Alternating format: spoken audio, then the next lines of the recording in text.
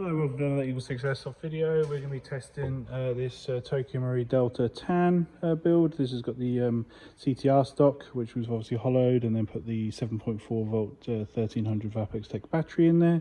And obviously the way we do it, it doesn't need any Velcro, it all stays on there. Loads of room for the battery. This has got level 10, so obviously it's got Jefftron Leviathon, Warhead high-speed motor, Prometheus, FPS Piston, FPS Spring guide, FPS Tappet Plate, Prometheus Air Nozzle, Prometheus Bearings, Prometheus Cylinder, Prometheus Cylinder head, Prometheus Piston head, Prometheus barrel, Prometheus Selector plate, EagleSix upgraded Recoil spring, EagleSix main spring, Psionic R Hop, and Prometheus gears, and it's 270 on 3.2s and 340 on 2s, and we just want to do a functional test so you can see it operating.